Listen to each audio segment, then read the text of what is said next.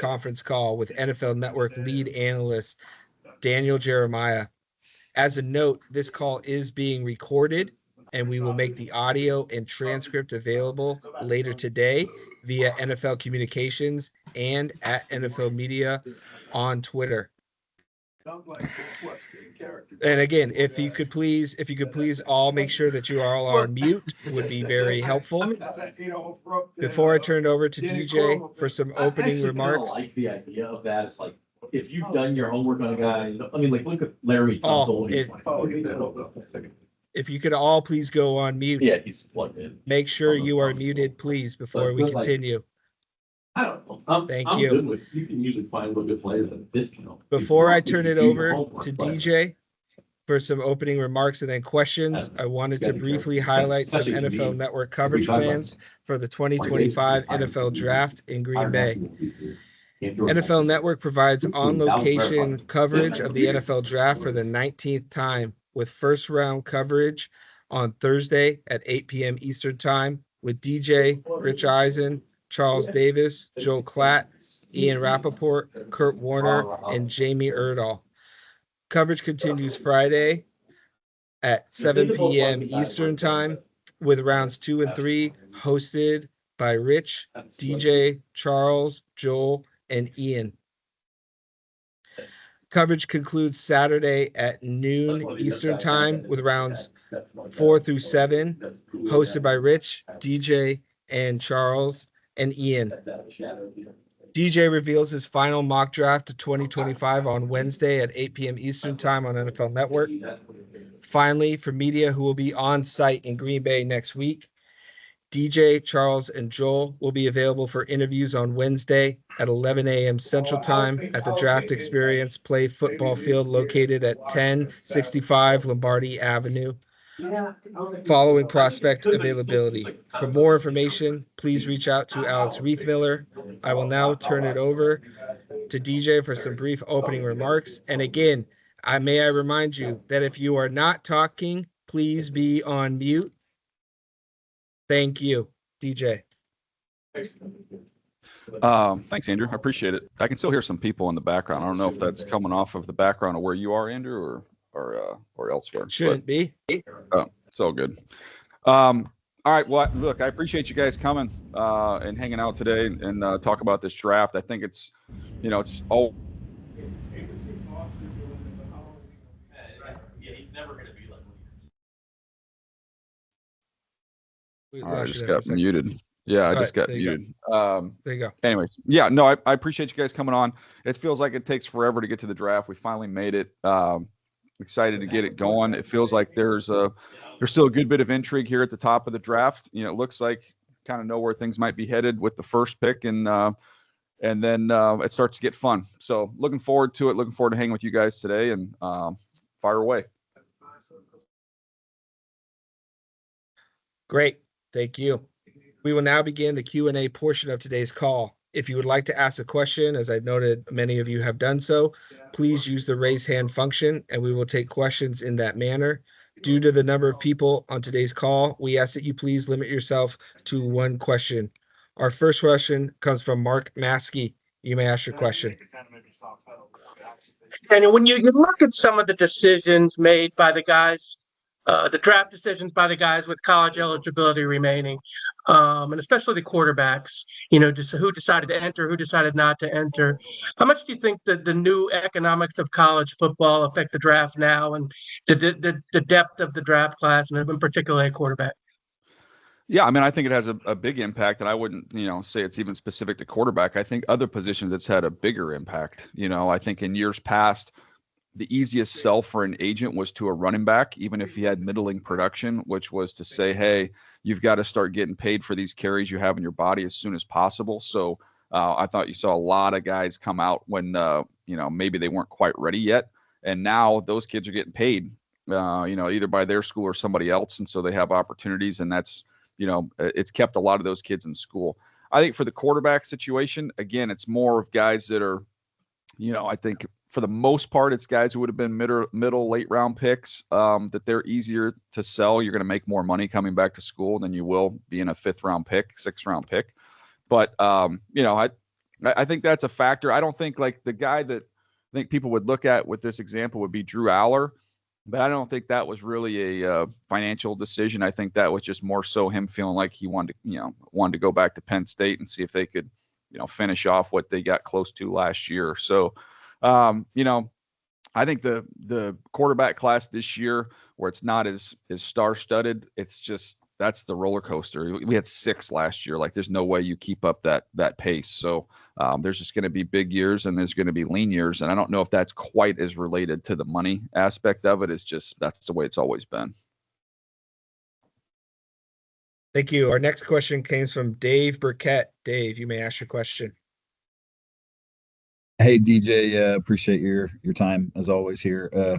Just wanted you to weigh in on 2 prospects if you could. First on Ezraku, is he a one-trick pony, or how do you sort of see him developing as a run defender? Maybe becoming a more complete edge player down the road. And then second, how good is Josh Simmons? Like where would he go if he were healthy? Sure. Ezraku, it's funny when you said like kind of a one-trick pony, because one of the knocks on him is as a pass rusher that he's got too much of an arsenal. Like he almost like to see him be a little bit, more focused on just his get off winning with speed, developing a little more power. He has got all the tricks in his bag. Like he's got a million different moves, and it's why he was so dang productive this year. But when you get to the NFL, I think, incorporating more power into his game is going to be a big part of his development. In the run game, I thought he was fine. I didn't think he was just a rugged knockback, violent run defender, but he's got really, really long arms and he can set the edge. He can lock out. He can extend. So I didn't, that he's definitely a better pass rusher at this point in time than he is a run defender, but I didn't view him as a liability in the run game at all. And then with Simmons, yeah, talent-wise, you just, if you just watch his tape, put his pure talent up there against everybody in this class, he stacks up really well. I think he'd be a 10-year starter. It's just, to me, you're going through the injury that he had, you're trying to navigate that. I wish it would have been great to have him healthy the whole year to see him play against the caliber of competition that they ended up going through. And I think he would have been, we'd probably be talking about him more as a lock, as a top 15 pick. If that were the case. So talent-wise, yeah, no question. This guy's he's got the ability to start in the NFL for a long time. Thank you. Yep. Next question comes from Mike Chappell in Indianapolis. Mike, you may ask your question. Yeah, Daniel, this is apparently such a deep draft on tight ends. How do you assess the top, 3 or 4 guys? And what is your differentiating between Tyler Warren and Loveland, and is there a gap between those 2 and the rest of the group? I think there is a gap between those 2 and the rest of the group. I think those 2 guys are 2 of the top 7 players in the draft class, and it's just with them specifically, I think it's just a flavor thing. What do you value, what do you prefer? Loveland, a little more quickness off the line, a little more quickness at the top of routes, can really create separation. Warren is just a big, massive bully who's going to wall guys off down the field. I think he's better on the move, whereas Loveland, if you're talking about, gearing down and working back to the quarterback, he's going to be a little more comfortable there. Whereas I think Warren, you run him down the seam, you're running on overs, doing those types of things, and he's a bully when the ball's up in the air, and he's a pain to get on the ground. So, it's stylistically different. I would give Warren the edge in the run game, but Loveland competes in that department as well. So, I have them touching each other on my list, not just at the tight end position, but overall. Warren's at 6 and Loveland's at 7. So then to me, there's a little bit of a drop off. And then I think there's some real interesting guys. And I think, I talked to a bunch of teams over the last couple weeks, and the longer we go through the process and guys start getting weeded out with medical character, different things that that happen this time of year. Mason Taylor to me is he's an emerging player, and that everybody's comfortable with him. He's a safe player. He's rock solid. He had a nice week at the Senior Bowl. Obviously, everybody knows about, his dad and his uncle with Jason Taylor and Zach Thomas, and the kid's been around football his whole life. But he's one of those guys when you're talking to teams, you're like, hey, if you got wiped out, who would be your guy? And if we got wiped out, we could just take Mason Taylor. He's going to start for us for the next, 8-10 years. It's a really steady, solid player. So I think he goes in the back half of 1. At worst, he goes early 2. And then you get a Tracy player, and Elijah Arroyo from Miami, who can really fly, who's had some injuries you got to work around. And then Harold Fannin from Bowling Green, who's got a ton of production and stepped up in big games against A&M and Penn State. And then I would say Terrence Ferguson. So I would do the tier with Warren and Loveland. I would say then you get to the Taylor, Arroyo, Fannin group, and Ferguson's right there, right behind those guys for me. Next question comes from Jim Wyatt with the Titans. Jim, you may ask your question. Okay, appreciate you, Daniel. I guess how certain are you about what's going to happen at 1, and then what makes sense for the Titans at 2, if you think that's kind of a slam dunk? It sure feels like a slam dunk. I would be I'd be pretty shocked if they didn't go with Cam Ward there with the first overall pick. So then it comes to them. What's the intrigue when they get to pick number 35? I think there's a lot of different directions they could look to go there. Usually when you invest in a young quarterback, there's a commitment to try and really support him and help him on that side of the ball. You could look at the wide receiver position there at pick number 35. I look at, a guy like Higgins from Iowa State would be a fun player to drop into that mix to give him a nice weapon to play with. So, I know they have other areas they could go potentially on the defensive side of the ball, but man, when you invest that first overall pick, you want that pick to make you look smart. It tends to lead you to staying on that side of the ball once you get to the next round. Next question comes from Dan Wiederer with the Chicago Tribune. Dan, you may ask your question. Hey, DJ, always appreciate the insight. Kind of a multi-layered question here. Knowing how the top 100 of this draft sets up, how do you kind of characterize the opportunity the Bears have next week to mix and match those top 75 picks, 4 of them, and create kind of a gift basket that they feel good with? And then I guess along with that, which position would you feel most hesitant to wait on for day 2? Ooh, that's a good one. They're in a fantastic position when you're picking 10, 39, 41, 72. They get 4 instant impact players with the way this draft shakes out. So, I'm as excited for them. We did a thing the other day on teams that have the most opportunity in this draft, and they'd be near the top of the list. In terms of positions that you probably don't want to wait on, if you're dead set on getting an offensive tackle and you want to get your long-term left tackle, you're going to want to do that with your first pick. I just don't love the possibilities of you seeing someone that's going to be an upgrade over what you have once you get into the second round of this particular draft. So that would be kind of the thought process there. If it's close with some of these other players, I could see them leaning in that direction and just checking the tackle off the list. There are backs, there are tight ends. There's a good bit of depth there. They want to reinforce the defensive line, get an edge rusher. To me, like a sweet spot for them, pick 39 for an edge rusher. If they, that's a great area to find that guy. So I think they can premier shop. If you want to take one of those top 2 tight ends, I think they're more than worth going up there. Ashton Genty falls in your lap, run the card up there. They're in a great spot where they can kind of, they don't have to be aggressive with the first pick. Somebody's going to go to them there that they're going to love and is going to start for them day 1 and be an impact. I'm almost more excited to see what happens with their next picks because that's going to be a fun combination of players they put together. Again, to kind of reiterate what I was saying about the Titans, these teams with young quarterbacks, yeah, we can look at the defensive side of the ball and you can find holes, but at the end of next year, if Caleb Williams is taking a massive leap with Ben Johnson, I think Bears fans would be feeling pretty darn good about the direction. So that's why if it's close, I look towards that side of the ball. Next question comes from Ben Volen with the Boston Globe. Ben, you may ask your question. Dan, what's up, man? Thanks for doing this today. Hey, no problem, buddy. Have you gotten any sense that the Giants are not going to take Abdul Carter at number 3? And then just where do you see the Patriots going at 4? If not, Will Campbell, is there like a pass rusher or someone you think they might target there? Yeah, I would say I feel, I feel pretty confident that they would take Abdul Carter. I've heard nothing that would sway me away from that.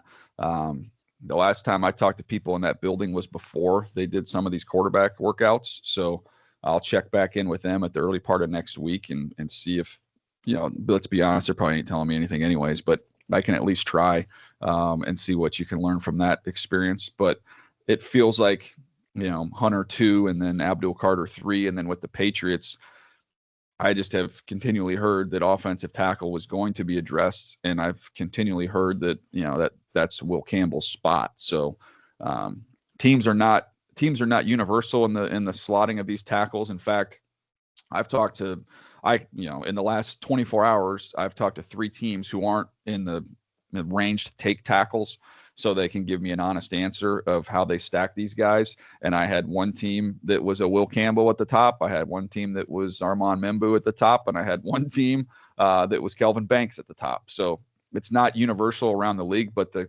feeling in talking to folks is that Will Campbell is really well liked inside that building in New England. Thank you. Next question comes from John Glennon in Nashville. John, you may ask your question.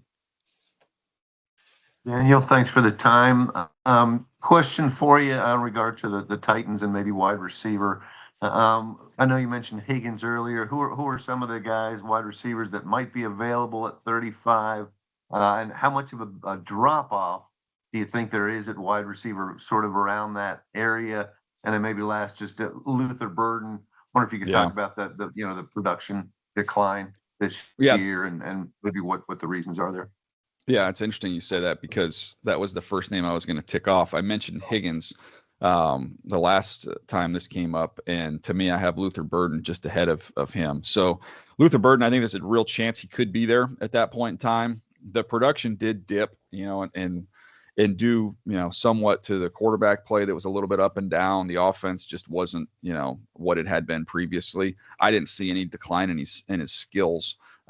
As a player, he reminded me a lot of Steph Diggs, coming out of Maryland. And Stephon Diggs was just so quick at, just getting away from people, separating from people. And then with the ball in his hands, could make some things happen. He's outstanding. One of the best run after catch receivers in this draft, if not the best run after catch receivers in this draft. So I think that would make a lot of sense. I think that'd be a value pick for them there. And somebody who, with Cam Ward, 2 things: let them grow together, which I love, and also get a chance to, give him some easy completions and pile up some yards after the catch. So that one I would think would be an outstanding value find if he were to be there at that point.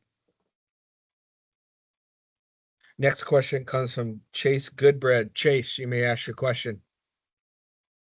Hey, Daniel, hope you're doing well. Just want to ask you a little bit about Jalen Milroe at Alabama. What are the areas of improvement do you think he needs to make? And do you see him as a good candidate for a guy to sit for a year as a rookie, given the turnovers that he had at Alabama? And I guess lastly, do you have a comp for him?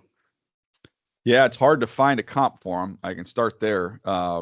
He is an elite runner. If you just did a cut up and just with the ball in your arm and running, and you stacked him up with a really, really good running back class, just looking at him just as a runner, he would not look out of place at all. Like, he is dynamic. He can make you miss. He can break tackles. Like, there is zero question that he's going to have an impact with the ball under his arm.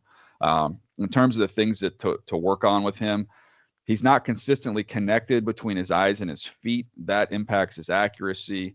The decision-making, you referenced the turnovers, that's, to me, that comes with playing, that comes with learning. Being in a little different system this year, that didn't go quite as smoothly as you would have hoped. I do think he needs time. I do think he requires patience. And talking to teams, though, if you were to use the phrase with him that's used more than any other of all the quarterbacks in this draft, that's the lottery ticket. Like, if you want to just take a lottery ticket that you could hit huge on, if it all works out and it all comes together, he's got the highest upside of anybody in this draft, and that goes all the way up to Cam Ward at number 1. But he is a long way from getting there. So it's to me, it's a classic second-round pick. You get your first pick in the bag. You feel comfortable about it. It's a double off the wall, and then now you can stop choking up and you can swing for the fences with Jalen Milroe. So that's how just about everybody universally views him. So we'll see where he ends up going. And in terms of a comparison, the only thing I could say is, like, as a runner, he's as impressive as Lamar Jackson was as a runner coming out. Lamar was light years ahead of him in terms of the passing game at that point in time. And Lamar's continued to just improve each and every year in that department as well. Next question comes from Eric Branch. Eric, you may ask your question. Hey, Daniel, writing a story about this being such a consequential draft for the 49ers, given the way the offseason went, and they might really need rookies to actually play. And just like based on Lynch and Shanahan's draft history, should the fan base feel good about that? Because you can look at Solomon Thomas and Reuben Foster and Javon Kinlaw and Trey Lance and say, oh, this is, they don't know how to do this. And then you can look at George Kittle and Fred Warner and Dre Greenlaw and Brock Purdy and Deommodore Lenoir and say, they're brilliant. So I guess what I'm asking is, how would you kind of assess their draft history and, what's at stake here? Yeah, look, it's an interesting case. They have done as well as anybody outside the first round of finding not just starters, but all pro impact caliber players. So to me, it seems like a pretty simple formula where you want more shots at it than less, given their track record and their history. And, I haven't pulled the exact numbers, but they have a boatload of picks in next year's draft because of the guys that they lost, when you add up the comp picks. So they're going to have a lot of shots at it next year. They're armed with a good number of picks this year, and I would not be surprised at all where they're picking. They're sitting there picking at number 11. If anybody wants to call and come up, I would think they would be more than willing to slide back and get more picks and take more shots at it. But to your point, they're going to need these young guys to get on the field and play. The one thing, I would, mention as well is there's two sides of it. There's the evaluating and projecting talent, which you can say has been a little bit up and down with them. But the other side of it is developing them once they get there. And I think they're outstanding at doing that. And to me, having Robert Saleh back there is going to be big for him to work with some of the young guys they'll bring in on the defensive side of the ball to get them prepared and ready to go. But yeah, the history or the future of their organization, I'm sure they'll end up getting the Brock Purdy thing done here before too long. And then it's going to come down to the importance of them hitting on their draft picks, just as the Rams have done inside their own division, where they've been stellar and really kind of flip their roster from old to young really, really fast. Next question comes from Ray Fittipaldo in Pittsburgh. Ray, you may ask your question. Daniel, when teams look back and self-evaluate their drafts, 3 to 5 years later, what are some of the benchmarks that they're hoping to hit? What constitutes a good draft? Yeah, I always use it, as the number of starters you can pull from a draft. And I think 3 would be kind of the target. You get 3 starters in a draft and a couple other contributors. That's a really good draft. You get 4 starters, that's outstanding. To me, that's kind of that's a little bit of the benchmark. We used to always look at guys who were still in the league. We would do studies on that. So, guys you took in the 6th, 7th round, maybe, where your roster is, they didn't, they weren't able to stick, but you evaluated the talent correctly, that those guys have, made it on other teams and they found a way to survive in the NFL for a while. That's usually a pretty good sign that you're doing the right process and you're doing it the right way. Next question comes from Robert McMenamin. Robert, you may ask your question. DJ, know me better as Bob, I'm sure. Thanks for doing this. Everybody loves the first round, but a lot of teams win or lose on day 2. Can you talk about the valuableness of day 2, and what do you like at 47 and 78 for the Cards? Yeah, I love the second round. The second day really is, to me, it's the best bang for your buck because the cost is significantly less. And I don't know that the odds are that much worse in terms of finding guys that can start for you and can have an impact. So it's literally a value. And it's in a draft like this, I would love to be, maintaining a lot of shots there in the 2nd and 3rd round. I think you're going to find steady guys. I don't know there's that much difference in those numbers to what you're looking at there in the teens in this year's draft. So if we're looking at the Cardinals and they're picking 47 and 78, I don't think you're going to find a tackle to your suiting there that you're going to love. I do think you could find an interior offensive lineman that's a good player. Sabanaya from Arizona at 47. He might go a little bit before that, but that's a possibility.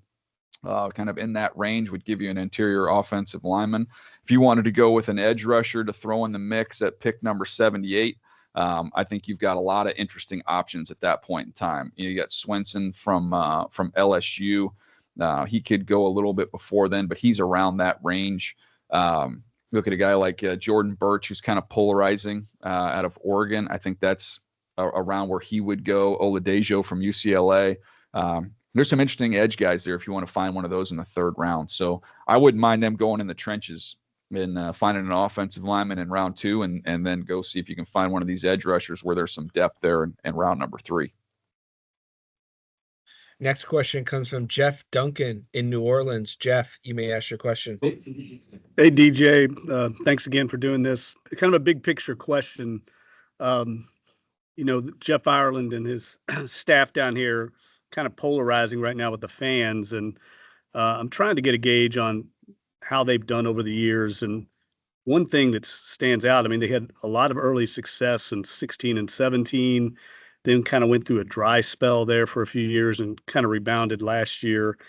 I'm curious, how do you explain disparate results from drafts from year to year when it's the same evaluators and staff basically conducting the same evaluation process? And then also, I'm curious, in your opinion, can evaluators and scouts go through quote unquote slumps in the draft? I'd like to get your thoughts. Yeah, 100%. I mean, there's a lot of teams that you think about it. You go back, we used to do these studies and go back and look at teams that had been on runs, a team that had been on like a 5 or 6 year run of success. And we could almost always pin it to one draft. You could go back and find one draft where they just knocked it out of the park. Seattle and their run, they had that one draft where they got all those guys and kind of crushed it off of that. I remember going back to the early 2000s. Chargers team had like a 2-year run where they just loaded up their roster. Think about the Drew Brees and LaDainian Tomlinson and that group of guys that they had come through there, and that set them on a run. It's so hard to maintain it. New Orleans, that draft that they had, when you look at what was it, Ramczyk and Kamara and all those guys that they were able to haul in, like they shoot, that sets you up. It's impossible to do it year after year after year. The Ravens are probably, one of the best at it. They've been pretty consistent. They've also had a lot. I think they've had the most comp picks of anybody. So they've had more picks. So you get more cracks at it. So it's so hard to do this consistently. It's inexact. So yeah, I think that's natural that you're going to have some ups and downs. I would also say when you have an elite Hall of Fame quarterback, it makes a lot of those picks, play above their level as well. And they've been navigating waters without that the last couple of years. Thanks. Next question comes from Daryl Ledbetter in Atlanta. D, you may ask your question. Yeah, DJ, thanks for doing this. It's my annual question on pass rusher. Pass rusher, yes. I'm figuring Abdul Carter and Jalen Walker are gone. What does it look like after that? And then how do they square Green and Pierce's off the field issues? Yeah, I mean, they've got to do their homework on those guys and get comfortable with it. I don't get all the information that these teams get. So, they've got to bring them in, be around them, talk to everybody around them and figure out whether they're comfortable with those situations. But as a player, and I look at guys that would fit them and I think would be, as football players, would be really, really productive. Mike Green, to me, he's a skilled, gifted pass rusher who can win, with speed and with power. So, between him and Pierce, I would lean towards Green in that conversation. I'm curious to see with Shamar Stewart from Texas A&M is easily the most polarizing edge rusher in this draft. I mean, he is the ultimate example of traits versus production. He has got all kinds of twitch. He's explosive. He's disruptive. He just hasn't been able to finish, to compile sacks. But more and more teams don't really, they aren't focusing quite as much on the sack number as they are on win percentage, pressure percentage, where he's more than functional there. He plays really, really hard. He would, he would be an interesting one I would keep an eye on. I would not rule out, but there are teams with wildly different grades on him. Top 10 grades, second round grades, like that type of a range. But I would think he'll definitely be in that conversation. Next question comes from Sam Fortier with Washington Post. Sam, you may ask your question. Hey, DJ, a little bit of a out of the box one, but I'm curious if mock drafts have become more popular during your time doing this, and what is your process like to put together your final one? Yeah, that's a great question. There's a billion of them. So yeah, it's become a heck of a lot more popular. From when I started scouting in Baltimore in 2003, I mean, there was like, you would wait. There'd be you'd get one mock draft every couple weeks. They didn't exist. It was very few. It was Mel, and I think Todd was probably doing one back then, but there weren't nothing like there is now. So there's a million of them. I always look at it like the first, all the mock drafts until the last one, you're going off a little bit of what you hear. I mean, I always go off what I hear, not what I would do. I should preference that. But to me, the accuracy and which information you're getting a month before the draft, there's not much there. So you're just looking at different scenarios. Oh, what if this were to happen, then how would that impact the rest of it? Whereas you get to the last one, at that point in time, I've talked to, a lot of folks and gathered a lot of information, and I'm trying to just go off of, what I hear, and then looking at the historical stuff that they've done, marrying that with their needs, what's been said publicly by coaches and general managers. So I put all that into it. And then at the end of the day, you get like 7 out of 32 and you just go, okay, well, what was that all for? But it's all part of that exercise. I think it's fun. Teams, you'd be shocked how many teams call and want to know who you think certain people are taking. So I enjoy it. It's a fun game, but it's darn near impossible. Next question comes from Ed Valentine with Big Blue View. Ed, you may ask your question.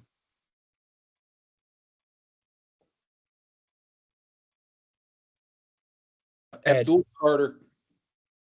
Hello. What you got, you, Ed? Yeah, hey, you talked about Abdul Carter at 3 for the Giants. Mm-hmm. So much talk with New York about quarterbacks. Who do you see as fits for, Brian Daboll and the Giants at quarterback, later in the draft? Who would be the guys you would favor for them? Yeah, I've been saying the same thing with them, and that to me, a draft I would love for the Giants is if they were to put Abdul Carter, select him, get him on board, and then after that, you're trying to find somebody who fits you without having to give away the farm to go get him. I have Shedeur as my number 2. I wouldn't have a problem if they, tried to move up a little bit to get him, but parting with massive resources to vault way back up there. I don't know that I would love that. Jackson Dart, to me, just from a fit, a little more physical, a little bit more arm. He doesn't have a huge arm, but a little bit more arm playing in that stadium, in that division, and the weather you might encounter. I thought that one would not necessarily require a huge cost to move up. If they were to, for instance, if they just wanted to get up in front of Pittsburgh and get to 20, the cost would be a 2, one of their 3s this year, and a 5. They still have another 3 left. So you could conceivably come out of your first 3 picks with Abdul Carter, arguably the best player in the draft. Everybody would say one of the 2 best players in the draft. A quarterback of the future in Jackson Dart, who you don't necessarily have to start right away, and then whoever you would find there in the 3rd round. That's, to me, is a really nice haul for the Giants. Next question comes from Jory Epstein. Jory, you may ask your question. Hi, Daniel. Thanks for doing this. Most of today's NFL quarterbacks did not play high school football running the wing T, but Cam Ward did just that. Do you have a sense of how rare the wing T to first-round pick journey is for today's quarterbacks? And how do you think that high school background influences Cam's play style? Oh, that's a great question. I'd have to go back, but I want to say Josh Allen did a little bit of that in high school as well. I think he ran the ball quite a bit. So I've heard of it before, of other guys who've been stuck in it. It used to happen a lot more in the past. It's a different era now, and everybody's in 7-on-7. Everybody's spreading people out and throwing it in high school. So it's definitely happened in the past. But I do think it does inform some of your toughness. I always like it when you get quarterbacks that maybe didn't go to the powerhouse high school and they got to play both sides of the ball. Maybe they're playing safety, or, some of them are big enough where even playing linebacker. But yeah, you're more comfortable with contact. He's someone that when I go through and watch his tape, one of the things I loved most about him was his ability to pull through tackles. Like you get guys that'll get free runs at him, and he's able to just kind of shrug them off and pull through tackles. For a guy who's not 6'5", 240 pounds, he's really, really strong. So, yeah, I think that's a it's a great point. When you play in that type of an offense, you're going to be a little bit more rough and tumble, a little more rugged, and there's absolutely no fear in what he's doing out there. Next question comes from Parker Gabriel with the Denver Post. Parker, you may ask your question. Hey, DJ, appreciate your work. Sean Payton and George Payton have talked a lot about the different types of running backs in this class and have sort of talked about looking for a guy that can play on third down and, manage all three downs. For you, whether it's a 20, 51, or in your trade back scenario, a little bit in between, who's a guy, if it's not Genty or Hampton, who do you like there? Or maybe it just is as simple as Omarion Hampton. Yeah, Omarion Hampton can do all those things. To me, Travion Henderson would be a heck of a weapon. And we've seen Sean with running backs like that. To me, I think he would be a fun one. The other one who I would look at for them and kind of that, I want to say Sproles-ish role, but someone who would just be a nightmare out of the backfield if they want to throw the ball to the backs, which he loves to do. Jaden Blue from Texas, big time speed, and he is an excellent route runner. Bashad Smith is another one. That's two guys that are basically receivers that you line up at running back, and you can get them out in the route, you split them out, and they're a nightmare. Like you can watch Jaden Blue just on angle routes. He just tears people up, and he's got big time home run speed. So those guys would be kind of like the committee fits. But if you're looking for the guys just, first through third down, don't come off the field, can do everything. To me, I would look at Hampton, and I would look at Travion Henderson as probably being the captains of that team. Next question comes from Stuart Jackson with the Rams. Stuart, you may ask your question. Hey, DJ, appreciate your time this morning. Wanted to ask you about the Rams options at pick 26. Seems like they, left the door open to really any possibility with the way they approached free agency. Just what do you make of that slot now, and how might they approach it given the way that they, went about free agency? Yeah, to me, I look at the corners as being an option for him there. That one would make some sense. I wouldn't sleep on, a guy like Mason Taylor. If that was someone that they really loved and were comfortable with, they could go that route as a tight end. Trey Amos to me is a guy that just for some reason struck me as a less need type of player. He's just so consistent and so solid, can do a lot of different things. They've bought, I would say what the Rams have done, they've got a lot of guys who are just ready-made, like just polished, good football players, not getting enamored or carried away with other things, and just kind of focused, laser focused on getting guys that when you watch them on grass with pads on are really, really good, not getting too carried away or enamored with everything else. And to me, those are two guys in Trey Amos and Mason Taylor, who I feel like I know 100% who they are and what they're all about. Appreciate it. Thank you. Yep. Next question comes from Q Myers in Las Vegas. Q, you may ask your question. DJ, thanks for your time, man. All roads have led to Ashton Genty being the Raiders pick at number 6. One, what's the chances that he might get selected before they get that opportunity? And how much do you think that Pete Carroll and even Tom Brady in particular may be intrigued by Shedeur if he happens to slide to 6 as well? Yeah, that's a good one. I would think with Geno that he's got a little more runway there, and knowing the affinity that Pete has for him. So I think both things can be true. I think they could like Shedeur, but then also, feel like that's not the right time to already make that move. So to me, I would have said a month ago, Ashton Genty will be there and he'd be a great option for him. As we come down the home stretch, and maybe I'm reading too much into this, but when I listen to the guys in Jacksonville talk, and you listen to the head coach and the general manager discuss what they're looking for in a player, and they talk about a statement pick and the first pick of their new regime there, and valuing the things that they're valuing in terms of the character, the competitiveness, all those things. I'm like, golly, that sounds like two players to me. That sounds like Ashton Genty and that sounds like Jalen Walker. So I would not rule out the possibility that Genty, went ahead of that pick, and then he's off the board. And when I talk to, folks that, tight with those inside the Raiders organization, they've talked about the line of scrimmage has been a big focus, and man, they're in a really good spot on that defensive line if they can stay healthy. And I'm like, man, what if you added, a Mason Graham to that group, and he's playing next to Wilkins and Max, and Kuntz, that's pretty fun to see what that could look like. Or, you look at it, if Jalen Walker's there, adding just a fastball and a versatile chess piece that you could move around, those would be fun. And then on the offensive side of the ball, I'm always trying to find connections and what it could look like. And when I was talking about offensive linemen and maybe someone who could be eventual your long-term starter at a tackle spot, but if you wanted to, you could play him at a guard. Kelvin Banks, it's not hard to draw the line between Pete Carroll, Steve Sarkisian, and Kelvin Banks. So that's another one I just kind of was thinking about. Next question comes from Antoine Staley. Antoine, you may ask your question. Hey, DJ, the Jets need a tight end help. They also need right tackle help. If you could just kind of analyze just the debate there at 7, and if the Jets were to take a tight end at 7, just some of the options at right tackle later on day 2.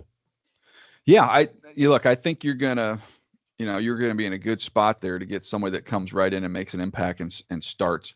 They could kind of put the finishing piece on the offensive line with someone like Membu, he'd be comfortable, just plug him right in at right tackle. He'd be very comfortable there. And all of a sudden now what was, an endless journey to fix the offensive line, you could almost say is pretty complete with him. To me, as a player, just as simply how you grade him, I'd have both those tight ends over him. So if they want to stay best available and stay true to the board, I would take Tyler Warren, and I wouldn't hesitate to take Colston Loveland either. I think both those guys are worthy of being selected there. If they did go with a tight end there and took the highest available player, you start looking at the tackles once you get to, the next round. So let's see, where were they picking here? And they are picking 42. Man, it's going to be, I don't think you're going to love the tackle options that are going to be there at that point in time at pick 42. I think Simmons is gone. I think Connerly's gone. So now you start getting into, like Ozzie Trapillo is maybe a starting right tackle. It's probably a little bit early for him. Emory Jones is a possibility from LSU. You've got like a big upside play and a raw player in Charles Grant from William & Mary, but I think he's probably more of a third-round guy who's going to take some time. So, if you're looking at trying to package the two together, I would like the tight ends I would be looking at in the second round more than I would like the tackles. So that could inform their decision that they say, hey, let's just solve the offensive line once and for all, be done with it. I mean, you take, Armand Membu or if you took Banks, one of those guys, now we've solved the offensive line. And now you're looking at like an Arroyo from Miami in the second round, which would be, would be an upgrade over anybody they have at that position at tight end. Thank you. Yep. Next question comes from Joe Cook. Joe, you may ask your question. Hey, well, how you doing, Daniel? Doing great. Just a quick question about the Ole Miss prospects. I know a lot of talk about Walter Nolan and Trey Amos and those guys. What kind of impresses you most about these group of prospects about the coming out from Ole Miss? And do you think Nolan is the first rebel off the board? Yeah, I think it's going to be interesting between Nolan and Dart. I would lean towards Nolan being the first one to go, and he's probably the twitchiest D tackle in this draft. So if you're looking for a pass rushing 3 technique, he's going to be the one that I think you're going to get fired up on. So, I think he'll, more than likely hear his name called in the teens, in the early 20s, probably at the latest. Jackson Dart is, I think to me, it probably starts at 20. I mean, I guess there's some thought out there. Maybe the Saints could take him at 9. That would surprise me. I would think more, maybe it's a trade up in front of Pittsburgh. That would be where the ride could start. And then I think the ride would end in the early part of the second round once the Browns and the Giants have made their next picks. So that's the range for Jackson Dart. Trey Amos, I think, has got a really good shot of going in the bottom half of the first round. He's had a good process. He ran well, which was the, kind of the only question mark on him. He answered that. And then you've got all these defensive linemen that come into the mix. JJ Pegues is real versatile, does everything, does the, on the offensive side of the ball, defensive side of the ball. I think he's, kind of in that third round range. You've got Uman Mielen is probably in that same type of range. Trey Harris, the wideout, could sneak into 2, but, I think most teams have him more in the third round. You got Pooh Paul's probably in that third, fourth round range. So, I mean, they've got a ton of guys, man, a ton of players. They're going to be, I think the sweet spot for the Ole Miss players, you'll see a couple of those guys go early, and then they're just going to be littered all throughout the third and fourth round. Next question comes from Alan Alford. Alan, you may ask your question. I appreciate you doing this, Daniel. Appreciate that. Thank you so much. And the question is, with the 19th pick in the draft, who should the Tampa Bay Buccaneers select and why? Ooh, okay. I like that one. I'm going to go with an edge rusher for Tampa. I'm going to say they lean towards, productive guy and someone that I think could kind of fit and grow with that team. That's a good team. I saw them last year, and I thought that was one of the most physical teams in the NFL. But I think, to me, adding another edge piece makes a lot of sense. And I'll go with Izaraku from Boston College. I just think all the production. I think Jason Light values that. I think he'd appreciate that. They went last year, and when you get the center from Duke who comes in, and it's just, I mean, he's so polished and so smart and so tough. And obviously the talent is there with Graham Barton, but all those intangible things, I think, were what led to him just having such an immediate success once he got on the field there. I think with Izaraku, there's a very similar wiring with him. He's a really smart kid. He's someone I think is going to pick up what they're doing defensively really fast and could have an impact. Next question comes from Mookie Alexander. Mookie, you may ask your question. Here we go. Good afternoon. Hey, how's it going? It's going great. Happy Friday. So last time we did this conference call, it was right before the NFL Combine, and the Seahawks still had DK Metcalf and Tyler Lockett on the roster, and they also had Geno Smith, but all of them are gone. Monster, and the Seahawks have since signed Sam Darnold in free agency, and then from the wide receiver standpoint, they've signed Cooper Kupp and Marquez Valdez-Scantling in free agency. So my question to you is, Seattle's only receivers under contract through 2026 are Kupp and Jackson Smith and Jigba. So are there any receivers from this class, particularly ones in that day 1 to day 2 projected range, who stand out to you as potential fits and draft targets for Seattle's offense? Or alternatively, could you see Seattle making a play for a major receiving tight end like Colston Loveland, or going for, say, Arroyo or Taylor? Yeah, I mean, with where they're picking, if one of those tight ends, one of those top 2 tight ends were to get there, I think I would have a hard time passing on them just for the value that they represent. But, to me, if I was saying building out this team, where would you feel that they need to go? To me, interior offensive line early would be more of a focus. If I'm just looking at it and I want to feel comfortable, I look at a couple guys. Gray Zabel, if he was there, I think would be a great fit. Not only can he, come in and start right away, he's going to allow you to get your best 5 guys on the field because of his versatility. So you get injuries throughout a season, I think that would be a valuable chess piece for him. I would be more inclined, if you're going to look at a receiver for them, when you're looking at 50 and 52, that would probably be more the range I'd be looking to address that room. And I think there'll be good value there with some really solid options. Jack Besh, the people have compared him to Cooper Kupp, because of just the toughness and all that. I think that's, the competitive side of that comparison. I get someone who could play over the top as well and go get the ball. I think he would be a fun one to add to their mix. I'm looking more for guys that are going to play on the outside. So Jack Besh would be one. Torrey Horton from Colorado State would be another one who can get down the field and is a home run hitter who also has some big time punt return value. Just you got to go back to 23 to watch him. He just wasn't healthy at all this year. And Kyle Williams from Washington State, that would not be a long drive, and that would be a big impact. He's a really, really good player. So I'm kind of, it's fun. This is why I love doing this call, because you start thinking about teams outside of the first round and who could, match their needs. And I think the Seattle receiver need marries up really well with where they're located in the second round. Thank you. Nick, next question comes from Nick Kosmeter with The Athletic. Nick, you may ask your question. Hi, DJ. Thanks for your time. I think earlier you laid out a scenario in which if the Giants wanted to get to 20 where Denver is, 34, 65, and then their fifth rounder as well. Do you see the Browns like as a potential for that same sort of move? And Sean Payton typically has not moved back in the first round. I don't know if he ever has, but what in this particular scenario would you like about that move for Denver based on their needs and what that package would give them where they're selecting?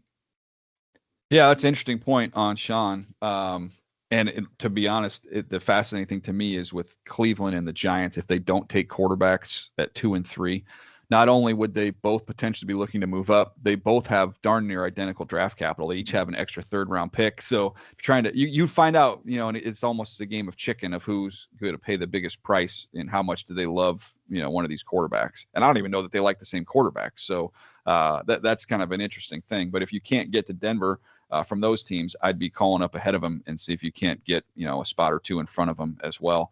In terms of what would be there if Denver were to slide back, I think you're looking at, to me, like a guy like Quinshon Judkins would come into play. To me there's not much difference between Quinshon Judkins' grade and where I have him in like the early 30s on my list versus the 13th player on the list. Like there's not tremendous drop off there. So I think you could find a big time running back at that time, get a lot of value. I also wouldn't rule out in these trades, if they do happen, if these teams are looking to the future, and looking to acquire picks in the future years. So if I'm Denver, say, you're looking at Travion Henderson or trade back. And I love Travion Henderson, but if they don't take Travion Henderson, they trade back. You get his teammate in Quinshon Judkins, who's a really good player, and I get a future pick next year. Maybe it's a 2. I'd have to think long and hard about that. Next question comes from Authentics with Bleacher Report. You may ask your question.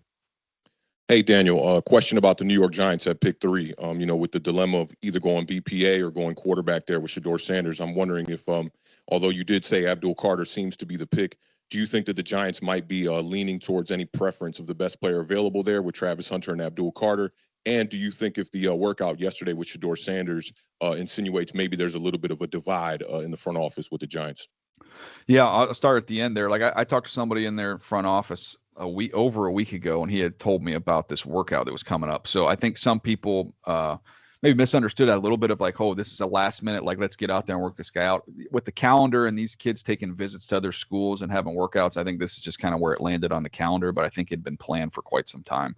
I don't know. I couldn't tell you with any certainty that they're going to take Abdul Carter or they're going to take a quarterback or what their mindset is there, other than the fact that, they said at the press conference the other day, they're comfortable lining up and playing with what they have with Russell and with Jameis. So to me, it didn't sound, there's no reason to, kind of hide it. I don't see Cleveland trading out to get away from, somebody coming up in front of you to take somebody. I think Cleveland's going to take Travis Hunter. It feels pretty at this point in time, pretty locked in with 1 and 2. So I just wouldn't see the need to address it that way. So I'm leaning towards them taking a non-quarterback there, and Abdul Carter seems to be the obvious pick, but I think they would like to come out of this draft with a quarterback at some point in time. It's just a matter of how aggressive they want to be. Next question comes from Dan Ralph. Dan, you may ask your question. Good afternoon. Thank you, Daniel, as always. I'm going to ask you the Canadian question. I wonder if I could just get you to go through what your thoughts are on Alec Manor, Curtis Rourke, and Taylor Alergsma, the kid from Laurier who went to the Senior Bowl, and what your thoughts are on them and where I might be working on the draft on Friday or Saturday regarding those 3. Well, there you go. Alergsma, to me, let's start there. I think most teams have him as an undrafted free agent. He did flash a little bit at the Senior Bowl, so I think that created some intrigue that maybe he could hear his name called, in the 6th, 7th round. But I think the more likely scenario is that he's going to end up being a free agent, somebody that teams would love to work with and have some practice squad opportunities there. A.O. Manor to me is most teams, and I have him. Let me pull up where I got him here. Yeah, he's like in my 4th round range. And I think there's a chance with other teams he could end up sneaking into the 3rd round, but I think that's probably his range of where he'll end up going. Fun player to watch. I think we talked about it before, but of all the receivers, the 23 game against Colorado is probably one of the best tapes of any of these wide receivers. So he's got a ton of burst and speed. He's got size. Has some contested drops, some contact drops, which is an area that you'd like to see him improve on. But I think that's probably the range for him. And then let's get to Rourke. Let's see. Most teams that I've talked to on him have the same, similar grades to what we discussed earlier. He's coming off the injury. You're looking at a 6th, 7th priority free agent type grade, but someone who's all day tough, obviously playing what he played through, good in the RPO game. Just there's just not a ton of life on the ball, and that's probably a little bit of the combination of the age, durability, and not having a huge arm. I think it's probably he's towards the end in terms of the draft or as a priority free agent. Thank you so much. Yep. Next question comes from David Ferones. David, you may ask your question. Hi, DJ. For the Miami Dolphins, with this latest development that they're looking to trade Jalen Ramsey, do you think finding a quality starting corner for years to come now becomes the utmost priority for them in this draft? Like, do they have to snag either Will Johnson or Jahdae Barron? And if it doesn't go that way in round 1, how much do you like those corners who figure to go in the 2nd? If you could maybe break down the different possibilities there. Yeah, I don't think that they're one position, one player away in terms of like we have to draft a corner and that's the last piece of our puzzle here. I think they can be a little bit more best player available, with where they're looking at that point in time. It'd be curious to see how they would have the corners versus the safeties stacked, because there's 2 really, really good safeties in this draft. So that could be an area that they look. Is it Eamon? Is it Malachi Starks? How do those guys stack up? And Will Johnson's got a wide range. He could be gone. He could slide into the early 20s. So if he's there, how do they view him as a fit? I don't think he's a press man, leave him alone corner. It would be interesting to see how they value that with the safeties versus the corners. And if you're looking at corners in the 2nd round, they're picking 48. So if I go and look at the guys who I think have a chance to be there, who could be some impact players, Ben Morrison would never be there in a million years if he was healthy, but hurt his knee in October, so he's not been healthy through the process. But the corner out of Notre Dame would be a heck of a value at that point in time. You start getting into Ravel from East Carolina, another one coming off of a torn ACL. So those are 2 guys that you might get some value on because of them dropping a little bit because they didn't have a healthy process. So those are a couple options there if you're looking at pick 48. And then just for fun, if you're looking at pick 98, I still think there's quality players available. Noel Williams from Cal, I love. Darian Porter, he could be in around that range, who's a height, weight, speed corner from Iowa State. Jacob Parrish from Kansas State. I think there's a good group. I would not feel at all, when you go through that little exercise that you have to take a corner to replace Jalen Ramsey in the 1st round. I think you can find other guys you can plug in there on day 2. Next question comes from Carter Owen. Carter, you may ask your question.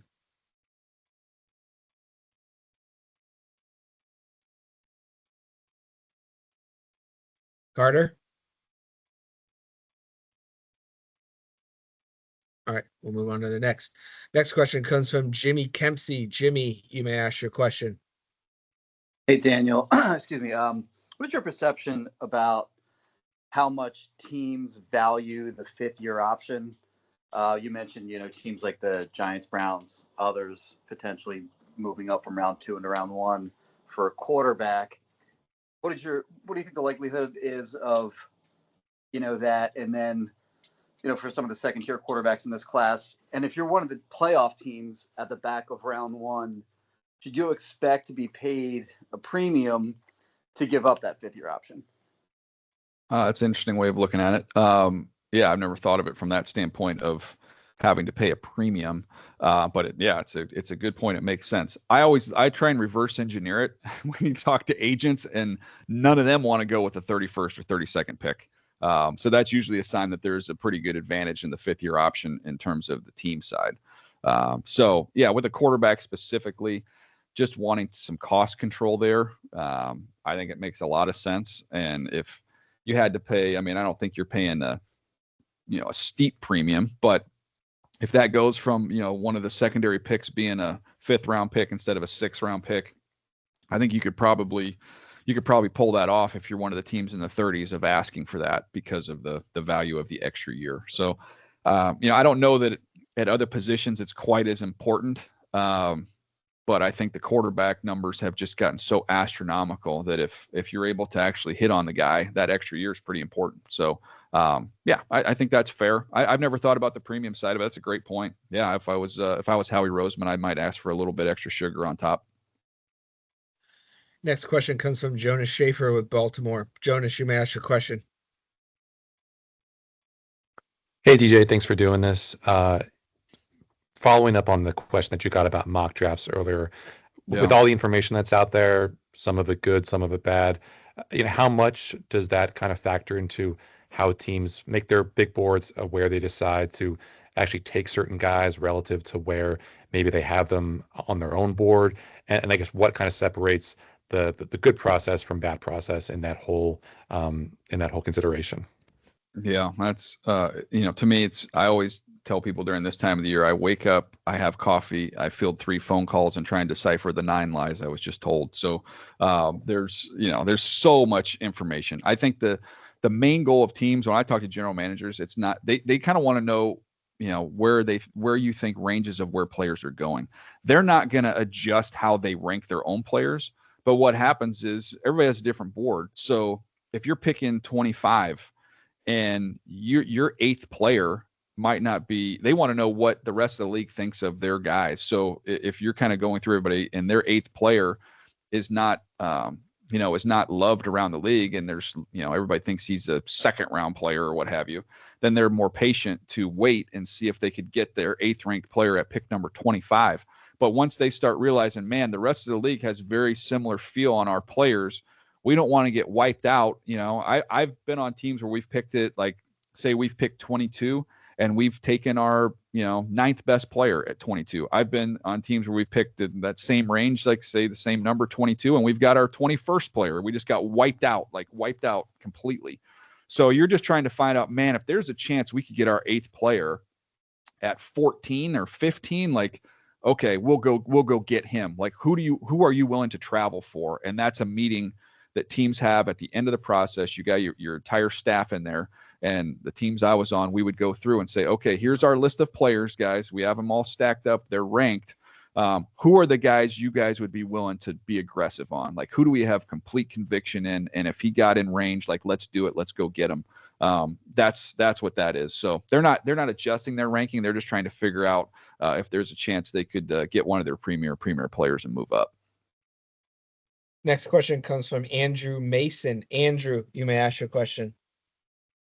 Hey, DJ, thanks for doing this. Following up on the Broncos and Omarion Hampton from earlier, given where that team is, playoff team, young quarterback, good defense, is Hampton that much better a fit to where he's worth them considering a trade up? Or with the running back class, is it better to let the board fall as it may because of the depth and quality available this year? Yeah, before free agency, I would have told you if the Denver Broncos were going to be ultra aggressive and trade up for somebody, it would be Colston Loveland. He just is a great fit for what Sean Payton does and just seemed like an obvious one. Now they went out and picked up Evan Ingram and gave him some decent money. So that might take that off the table, but I'm still got that in the back of my mind of, man, that's just still such a good fit. So I know that's not the position you're referencing, but that's one that it still has my ears perked up to see what happens there. On the running back side of it, man, I love Travion Henderson as well. So, Omarion Hampton would be a unbelievable pick there, but I think there's enough guys and there's enough depth at this position that I don't know that you would necessarily have to do that. I think you can kind of let and see how it falls at that specific position. But, I don't know why I just keep coming back to the Loveland thing, thinking that was a Sean Payton fit. Next question comes from Matt Ryan. Matt, you may ask your question.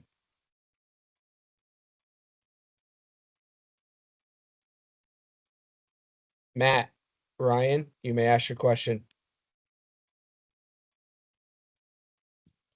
We'll move on. Next question comes from John McMullen. John, you may ask your question. Hey, DJ. Thanks for doing this. Talking about Howie at 32, you mentioned Walter Nolan a little bit earlier. You had him going. What do you think the range is, though? Is he somebody who could, if one or two teams decide to go in a different direction, could he fall that low? I would say it's unlikely that he falls that low. He's just too explosive in a passing league. I can't see him getting there, but if you would ask me if Nolan Smith was going to get there, I would have said no. If you'd asked me if Cooper DeJean was going to be there in the second round, I would have said no. So look, you always prepare for it, and you always be pleasantly surprised of who falls. But I would not anticipate that he would drop that far. I think he could end up going, and if he went in the top 15, I wouldn't be shocked.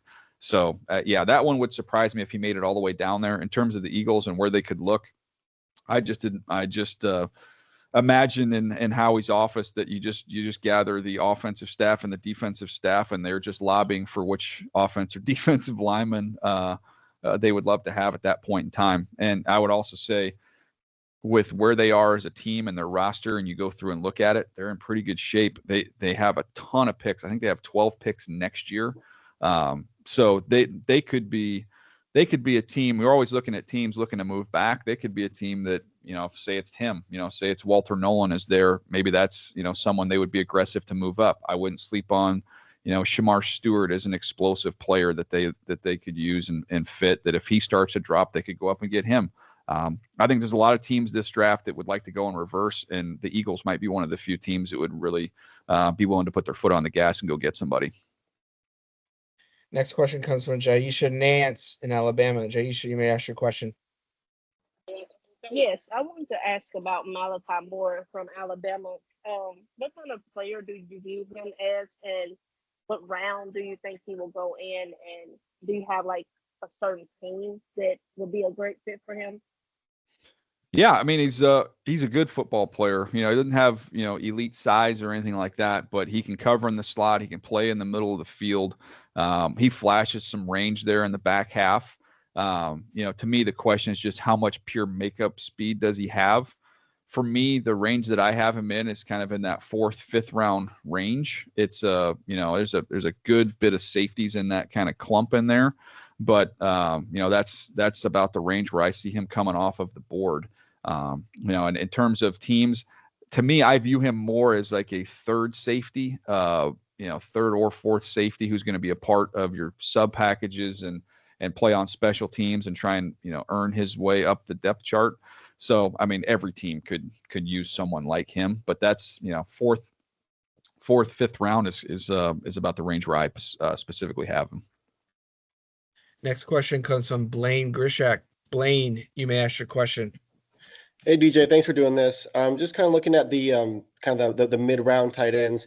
How do teams kind of feel about Harold Fannin Jr. and are they as divided as kind of media is on his athleticism and his movement skills? And then kind of what separates him? How much of the gap is there between him and a guy like Mason Taylor there? Yeah, there's teams that have Fannin over Taylor, so he's a tight end darling. There's always it's kind of like a running joke in among scouts. We always laugh about it because these position coaches go to work out players. So if you're the tight end coaches, will all kind of hop around and all go to the pro days of the top tight ends, and they're around each other a lot. And we would always joke that it's like the poster child for groupthink, where everybody kind of gets together and they all kind of have their guys that they like and then the guys that they don't like. But the consensus was Harold Fannin was the coaching favorite this year for all the tight end coaches, that they all really, really liked him. And I like him too. He's a really good player. I think he's going to go in the second round when it's all said and done, maybe the middle to the back portion of the second round. When you go up against Penn State and do what he did, and then you show what against Texas A&M when you're running away from everybody, it looks a little different watching him run. It's kind of, he ran 4.71, so he didn't like blow it out, but he's he's faster than you think. And he just has a knack for getting open, separating, and it's kind of a different looking kind of a waddle that he uses as a runner, but he covers ground and he can make people miss. And he's just excellent with the ball in his hands. So to me, I think he's at the worst case scenario, top of 3, but I think he's got a good shot at going in the middle of the back portion of 2. Next question comes from Mark Weiser. Mark, you may ask your question.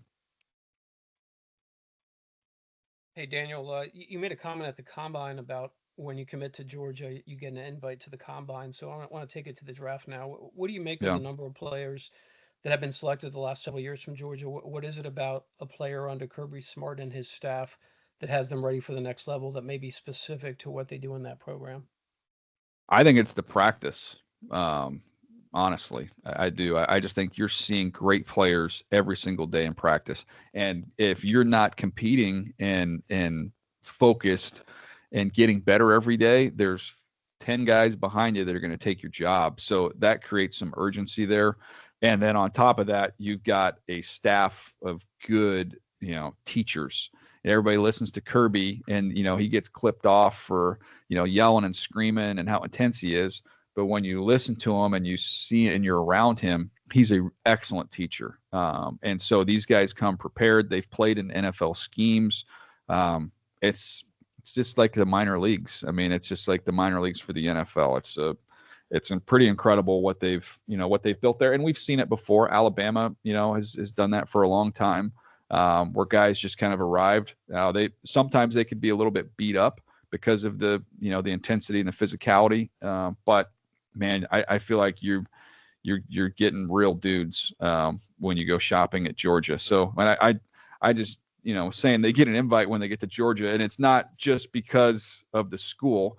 They're legit dudes, and that's been reflected in how their players have been selected over the last handful of years. So yeah, I'm a big fan of their guys. Thanks. Next question comes from NR Media. You may ask your question. Hey, DJ. Thanks for doing this, and shout out to Andrew for setting this up. So I want to talk about the Dallas Cowboys.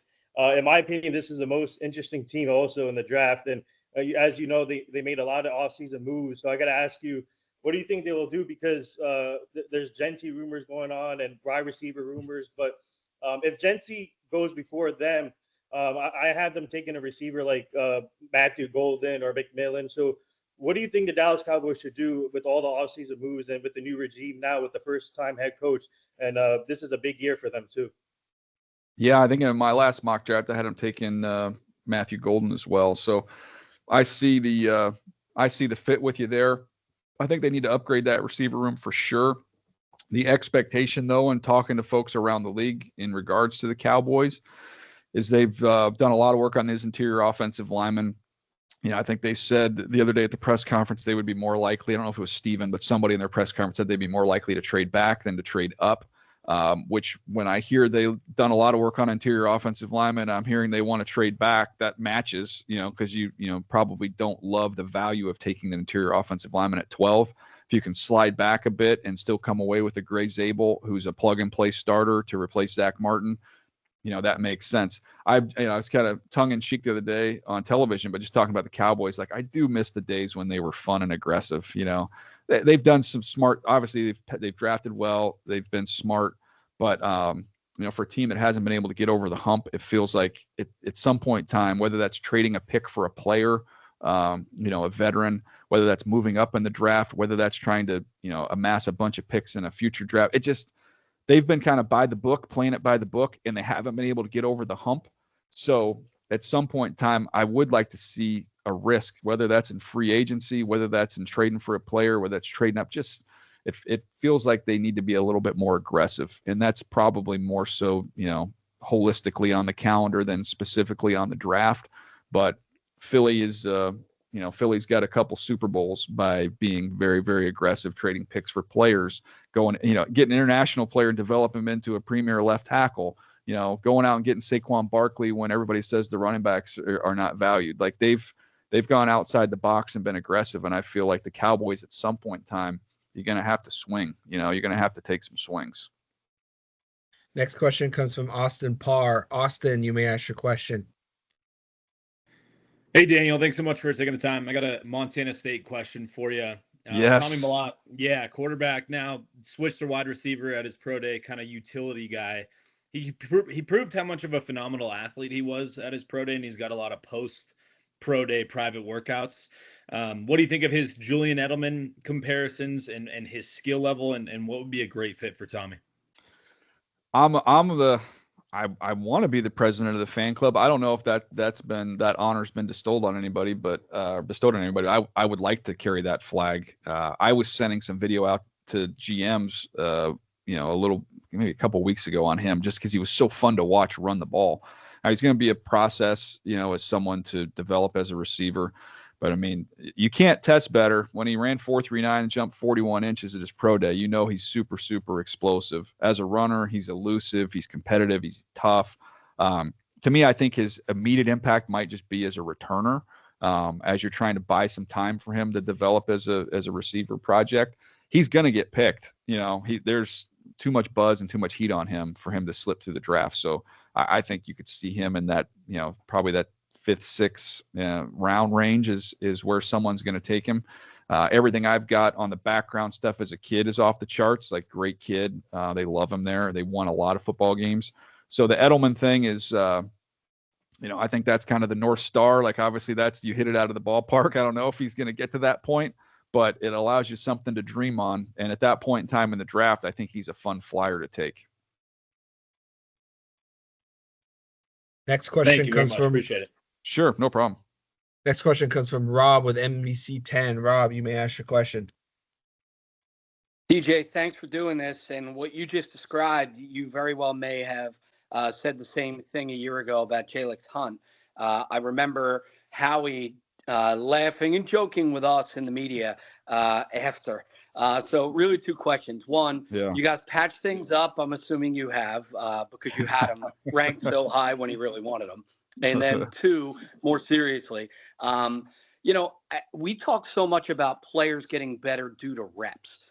Yeah. Does the same exist with GMs, and how much have reps helped Howie in this heater that he's pretty much on?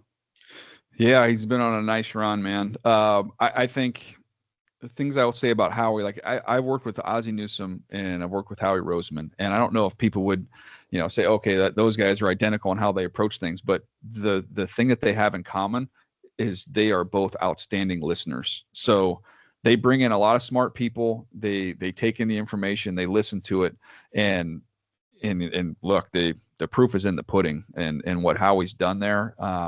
I think the other thing is they have a really good scouting staff, and they've also, with a guy like Stout, when you've got Jeff Stoutland, who's an excellent, evaluator on the offensive side of the ball in the trenches, Jeremiah Washburn, who I worked with and have known forever on the defensive side, that's looked at pass rushers and been in scouting as well as on the coaching side. Like, they've got coaches that know how to evaluate as well, and they know what fits what they do and how they play. So, look, I said it earlier, it's impossible to knock this thing out of the park every year. They've been on a nice run here. I mean, I think it's unrealistic to expect you're going to continue to just get year after year of this type of performance. So there'll probably be some ebbs and flows along the way. But to me, the combination of Howie being really smart, understanding the value of the board, of understanding where guys are going to fall and when to be aggressive, I think that's a key strength of his. He listens, he surrounds himself with great people, and they know what they're shopping for. So that's a recipe for success. Next question comes from Will Birchfield. Will, you may ask your question. Hey, DJ, I wanted to ask about Derek Harmon, local kid here in Detroit. Is there any scenario by which he's available to the Lions at 28? And if so, or even if they're compelled to make a move for him, how do you think his play style potentially suits theirs? Yeah, I think there's a legit shot he's there. I think he could be in their range. I've looked at him as kind of like the floor for him. I've looked at the Lions at 28. I've looked at the Bills at 30. His potential, last line there for him to fall. That I wouldn't completely rule that out at this point in time. I think he fits. He's someone who can get up the field. He plays really, really hard. He's got good instincts. That's one thing the Lions have knocked out of the park. You look at all the guys they've added on both sides of the ball, they have majored in really instinctive, smart, aware players, and that's how Harmon plays. So ultra competitive, can get up the field, plays smart. He flashes some bull rush power. I'd like to see a little bit more of that, going forward. But this is a guy who's worked hard to change his body over the last year, 18 months, and coming off a monster year. So yeah, I think it'd be an outstanding pick at that point in time. Next question comes from Alex Crescenti. Alex, you may ask your question. Hey, DJ, I know you were on with Russillo and Todd earlier this week, and you were talking about how defensive ends, they don't always pan out for a couple of years. It takes them a couple of years to get there. Yeah. Obviously, the Lions are in this win now mode. With that 28th pick, is there anything that they can do that would either grant them a starter or someone that could be very impactful that would end up helping them immensely at the end of the day? Yeah, that's a good one. I don't look, there's so many intriguing options and good players there, but in terms of like the stamp of immediate, big time impact, it's hard to do that at that portion of the draft. In this draft, I think there's a lot of really intriguing options and good players, but like go through the list of guys who can conceivably be there. James Pierce, of all of them, would probably, like, he has that one dominant pitch, like with his speed. I think that would translate really quickly. So that would be maybe the one, if you're looking for year one impact, I would say Pierce probably have a chance to have the biggest year one impact.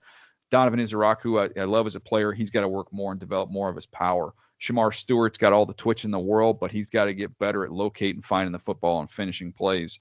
Nick Scorton's kind of a wild card because it's almost like two different players. He played at 280 this year. He's 257 now, which mirrors more what he was at Purdue in 23. But he might not have the highest ceiling, but if I'm looking at your question, he would be another one who I think come in. You're going to get probably the best of Nick Scorton right as soon as he gets there, and someone who I don't think is going to be a 13, 15 sack guy eventually, but someone who I think could be a steady 7 to 10 sack performer who's going to be physical and set the edge, and kind of the rugged nature he plays with kind of matches there. So that could be that could be an option. Next question comes from Scott Morganroth. Scott, you may ask your question. Hi, Dan. Good to see you. I cover the Miami Hurricanes. We had like 20 guys work out for us. So with that said, I want to talk about Xavier Restrepo, Cam Ward's top receiver. Where do you think he's going to end up going in the draft? We have a kicker, Andy Borregales, who's pretty good. But please answer the Restrepo question. And do you see a lot of other Hurricanes being on NFL rosters as time goes on? Because we have a lot of talent down here with Mario Cristobal. Yeah, Mario's done a great job. He's, and everything I've heard from, and I've talked to Mario, but everybody I've talked to that is around him on a day-to-day basis says you will not find a guy who works harder, is more intense, and especially with recruiting and how he goes about it. Like he's done a great job of getting that program going. With Restrepo, he's a tough evaluation. It's hard to hide. I know he wasn't feeling great with the 4.85 on the pro day. That was tough, but someone who's really, really, he's quicker than fast when you watch him play, really instinctive, settle in zones. He's, slippery with the ball in his hands. He's got excellent ball skills. It's just a matter of, okay, he's not going to play outside. He has to play inside. And how well is that going to translate when you don't have that big time speed? So he's someone I think is going to be a day 3 pick at this point in time in the process. We'll see how high up in that range he could go. I would say, man, the 5th round would probably be about where I would guess he comes off the board, in that range. There's other really good players there, though. One guy who had an excellent workout, who's, I would say, helped himself the most from all-star games to the, through the process of the combine. Tyler Barron probably went from a 5th or 6th round pick to a 3rd or 4th round pick as an edge rusher, and you're almost 6'5", you're darn near 260 and you run the low 4.6s and you flash, which is what he is. He flashes, with a shake bull rush power. He can dip at the top of his rush. He does a good job of just kind of shooting gaps and making plays against the run. But I think he's helped himself a ton. Damian Martinez ran better than a lot of people anticipated as a big back. He ran 4.51 at 217 pounds. He's just been productive throughout his career at Oregon State and over to Miami. Jalen Rivers is an intriguing, inside, outside, could play guard, can play tackle. He's just a massive human being. So he's going to be a mid-round pick. And there's a bunch of other ones. So they've done a good job. They've got a bunch of guys who are going to hear their name called. And it sounds like that's, it's kind of just the beginning there. Anytime you have the first overall pick in a draft, which we assume they will, and Elijah Arroyo is going to go in the top 50 picks, I can imagine the social media account will have that blasted out to all their recruits in a quick manner. Next question comes from Benjamin Rodriguez. Benjamin, you may ask your question. New Jersey, and DJ, thanks for having me on as well. And last year we broke records at the NFL draft with over almost 800,000 fans attending the draft. I wanted to ask you, what is your expectations for the draft being in Wisconsin now, and what is it going to mean to the fans of Green Bay and everybody that's in the city over there preparing for all the festivities and everything going on in less than a week now? I can't wait to get out there. I'm excited to spend the week out there and see how it all comes together. I've been in Green Bay numerous times for games. It's always an incredible game atmosphere with, obviously with the selling out every single game and they love football there. But I think it's going to be bigger than just Green Bay. I think you're going to see people from all around, the Midwest are going to be pouring in there. I think you're going to see people flying in from all over the country. So to have Lambeau Field as the backdrop there, and to kind of fill up the streets and it's such a cool environment when you go there. For those that haven't been there, I mean, it feels like you're in the middle of a neighborhood and they just dropped the stadium down in there. It's really cool. So I'm fascinated to see how it all looks and how it all comes together. But it's going to be football weather, a little brisk, which I kind of like. And it's my favorite week of the year. It's Christmas on draft day, and every city has knocked it out of the park. Detroit set the bar really high with what they did last year. And I know Green Bay and Detroit, they're competitive. So we'll see what Green Bay does here to see if they can top it. Next question comes from Christian Boer. Christian, you may ask your question. Hey, DJ, thanks so much for doing this. With the Lions, do you see them as potentially being players to trade up from that 28th overall spot?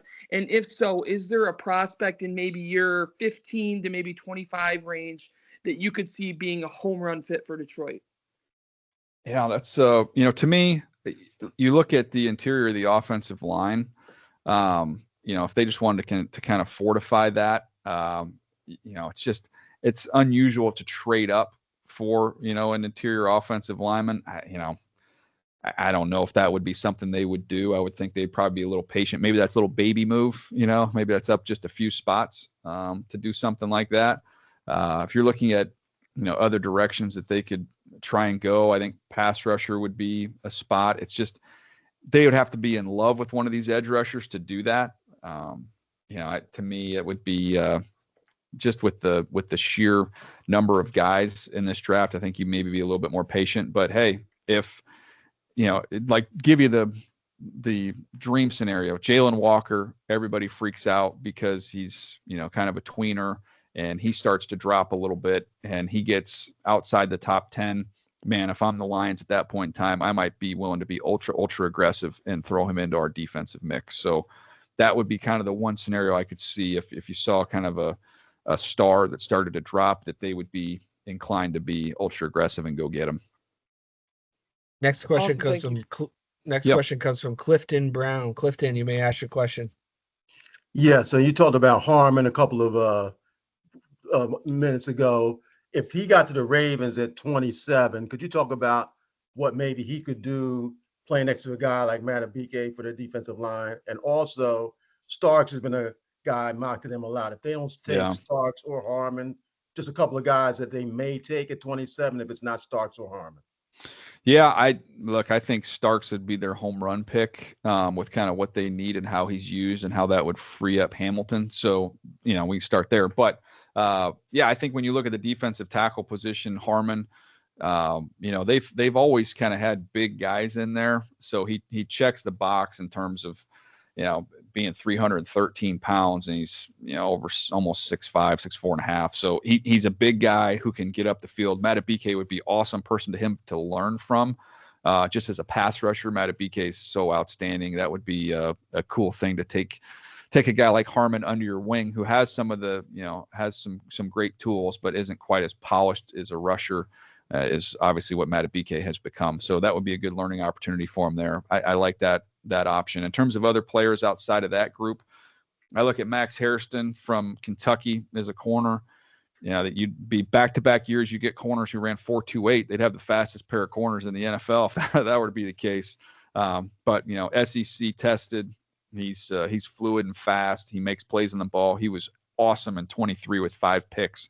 If that was his year this year, he's going to be a top 15 pick. So that could be one of those kind of Raven value finds if they decide to go in that direction and just upgrade that secondary. They've got to get better on defense, and they've got to get better in the secondary.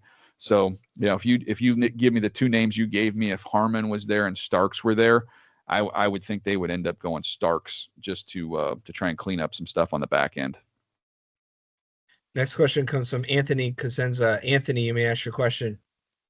Hey, Daniel, greatly appreciate the insight and knowledge today. Appreciate your time. A couple of players or some things from a Bengals perspective. Number one, Jihad Campbell, where you kind of see him going, given some of the stuff going on and potential fit with the Bengals there.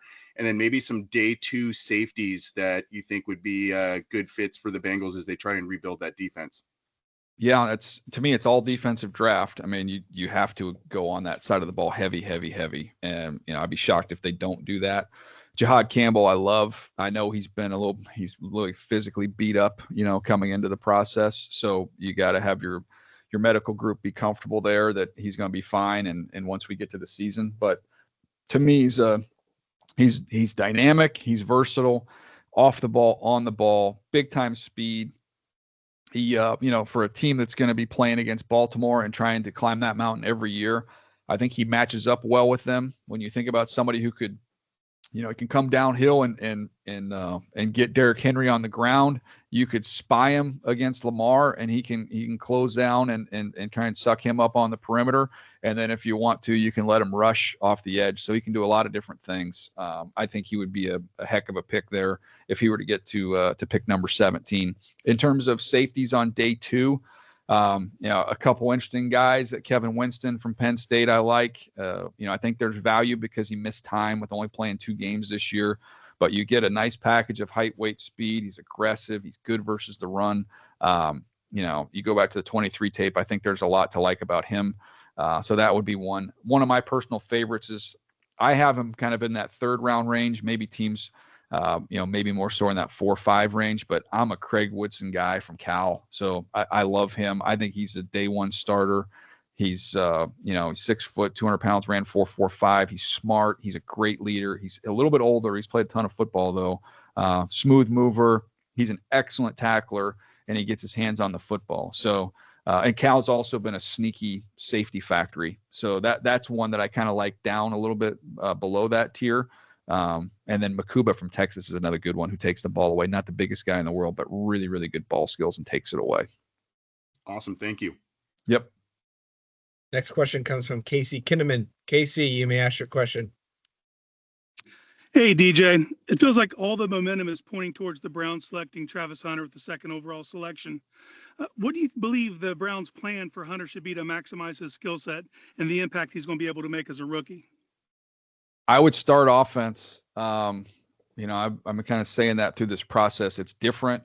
First of all, we haven't seen something like this, who's someone who wants to do everything on both sides. I don't think I would do that initially. I think you have to major and minor. And, historically, if you have a player that has value there, he's been a full-time defensive player with a package of plays on offense. That's just been it's the way it's always been. We haven't really seen it the other way around. with the exception of maybe Troy Brown on a couple snaps for the Patriots.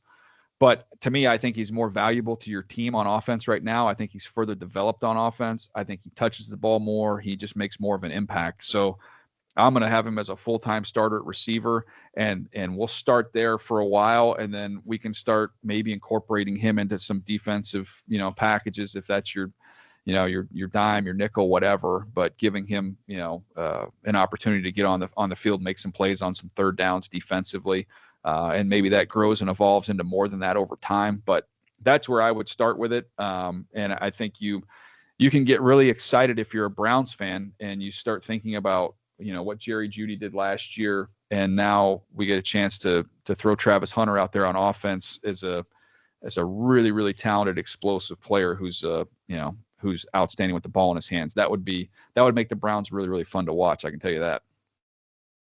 Next question comes from question comes from Jim Alexander. Jim, you may ask your question. Hey, DJ. This might be a silly question, but it's a draft philosophy sort of question. In a given year, there's nearly 300 players that could be drafted, 30 NFL front offices, and all these sort of scouts throughout the year. How does the league come up with a consensus of like these are the top 20 players versus individual scouts thinking maybe a guy that's ranked in a third round, like we feel this guy's the best player in the draft? Why don't we ever see these sort of reaches, quote unquote, and these players are always sort of basically by the league sort of grouped in as these are the top first round picks versus these shots by teams taking guys that might not be ranked in the first couple rounds thinking that they might be the best actual players? And we've seen undrafted guys become Hall of Famers too. So yeah, no, I look, I think there's natural, it's just natural. If you're making that selection, you have a lot of love for a player who doesn't have any love around the league. And you sit there and go, well, we have him valued here, but if we take him when the league does not value him there and his reputation does not put him there, and we miss, we're the bumbling idiots. We took the guy that everybody said wasn't any good and we stepped outside the box, and you'll get crucified. Whereas you take the guy who's universally valued there around the league and publicly, and you miss on him, and you don't get quite as much grief. You say, well, it just didn't work out, but man, we all thought he was going to be good and it didn't work out. So I think some of it is the fear of the reaction, and it's just human nature. You kind of understand that, but there's some times where you have a guy who's higher on your board and you say, gosh, guys, I know we love him in our room, but I don't think he's loved like this everywhere else. So we're not taking him in the third round. We're going to take this other player who won't be there when we pick again in the fourth round, knowing that the guy that we have higher, we're the Lone Ranger on. And I've been in rooms where we've done that, and that guy has still been there. We've taken him in the fourth round, and we bring the guys in, and one's introduced as your third round pick, one's introduced as your fourth round pick. And the irony is we had the fourth round pick with a higher grade than the third round pick. So some of it is just trying to find value on the board and knowing what the consensus is. But I also think, especially in regards to the first round, outside the box, when they don't work out, it's not a good look, and it doesn't end well. Thank you for that. Yep. Next question comes from Joe Clark. Joe, you may ask your question. Hey, DJ, thanks for doing this. Pittsburgh at 21 obviously could be a landing spot for a quarterback. They have a big need along the defensive line. So how would you kind of evaluate taking a swing on a quarterback if it meant passing on someone like Derek Harmon or Kenneth Grant if they were still on the board?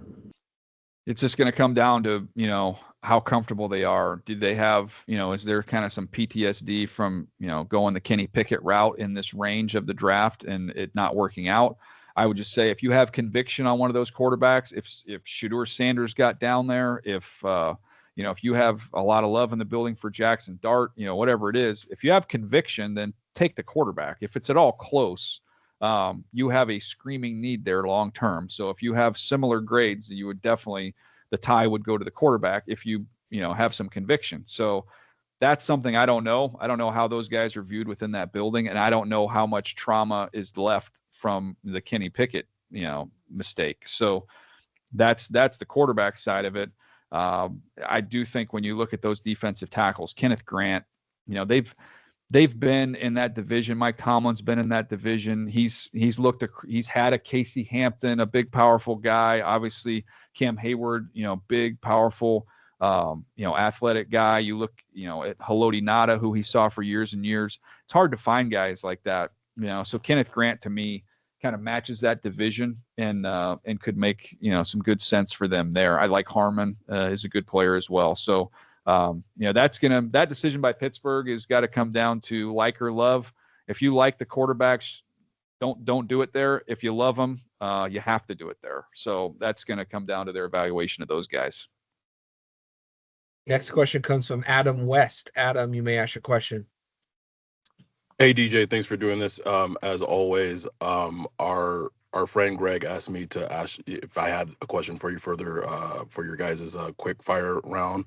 But I told him I wanted to wait for it.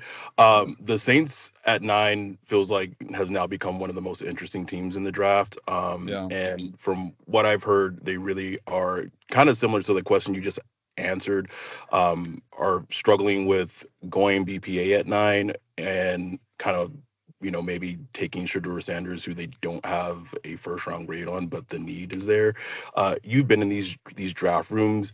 Can you maybe do like a little semi role play of like what both sides of that argument looks like, of like the people in the building that are arguing for BPA and the people in the building that may be arguing, to go the quarterback route? Because that's what it seems like is really How are you? Is It's 305 they're like 498 just eating them up right now in the draft room. Yeah. First of all, I think somebody's unmuted. There we go. Here's the conversation. It's pretty simple. It's on the pro side of taking the quarterback there. It's okay. We might not have huge grades on the quarterback, but he's better than anyone else we have on our roster at that position. He upgrades us. We have time. We're in a new regime here. We've got time to let this quarterback, if we think he can grow and develop and continue to get better, we can grow with him. So, that's the argument for taking one. The other side of it is, well, what are we going to do if we don't have big grades on him? Then we're going to be in this exact same situation 3 years from now when we come to the realization that, he is who we thought he was if we don't have him graded highly, and we're looking to replace him. We're in year one. Again, same scenario, different logic. We're in year one. We don't have to do this right now. Let's get a sure thing. It's our first pick with this new setup here with Kellen Moore. Let's get a player that's going to help us and plug and play. We have big grades on. There's consensus on them, and we can take a flyer on one of these quarterbacks, later on in the draft, and take someone who, we like to work with and can be developmental, while also leaving open the option that we could go that route next year. When we might like a quarterback better. So those are the types of conversations that take place in that room. And it's usually coaches, they want someone who can come in and help us right now. Personnel is thinking a little bit more long-term. So yeah, I think that's where the battle comes. Thanks, Next question comes from Cody in Green Bay. Cody, you may ask your question.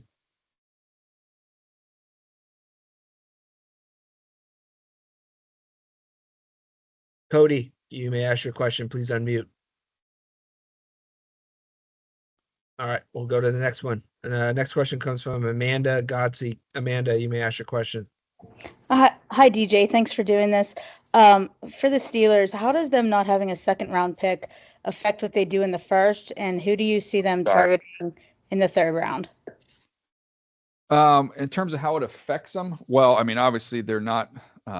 There's a scenario you can look at it and say, well, if they say they love Shedeur Sanders and they were worried about New Orleans being an option, man, you're going to have to part with some heavy artillery in next year's draft because you don't have a 2 this year. So that's the first thing of how it could impact them. I think it limits their ability to move up. It would be very costly for them to move up with next year's draft. So that's one side of it. To me, if they aren't in love with a quarterback, I could see them being a team that's more than available and ready and willing to move back to try and get more in that range. Some of these needs that they have could be filled in that top of the second round range, and then get some extra picks as well. So, I think it restricts them a little bit in terms of going up. They make them more likely to move back. If you're going to stick and pick and you're going to pick in the first, then you're going to come around and pick in the third. To me, I would love to see them get a running back. if that was, part of their calculus is a defensive tackle and a running back, I actually think they're pretty covered either way. I think there's going to be guys at both positions in the third round. They happen to be two of the deeper positions in the draft. So I think at that point in time, if you have like, say, a Travion Henderson or like say Omarion Hampton were to get there, you have Omarion Hampton and Kenneth Grant or, Derek Harmon, whoever you have higher graded on your board, I think you just take them because I think there's going to be other backs. You can get a Dylan Sampson in the third round out of Tennessee as a running back. You could get Tootin from Virginia Tech in the third round. Defensive tackle wise, there's going to be guys at that position as well in round number 3. So I think I don't think it impacts them. I think they can just take the highest rated player and they'll still have options in the third round that could come in and help them. Like defensive tackle wise, you're looking at maybe it's a YA Black or see what happens with Jamari Caldwell from Oregon. Those types of guys are going to be around. Thank you. Yep. We'll go back to Cody in Green Bay. Cody, you may ask your question. Yeah, I'm sorry about that. Since COVID, a little rusty on these. So, DJ, Green Bay, what would surprise you if that they would do a 23? I guess, obviously a lot of fans are going to be there, wanting to see a pick, whatever. But what would something that they could do that would be like, wow, that would throw you for a loop? Well, if they took a receiver in the first round, it sure as heck throw us for a loop, right? Because everybody's been asking that for so long. They've amassed a really good receiver room, but they've yet to really attack it there. So that would be one I think that would probably floor us on the set and floor the audience there, floor the crowd there. So that would be definitely ironic if after all these years we wait till the draft's in Green Bay and they went ahead and took a receiver in the first round. Would be pretty epic.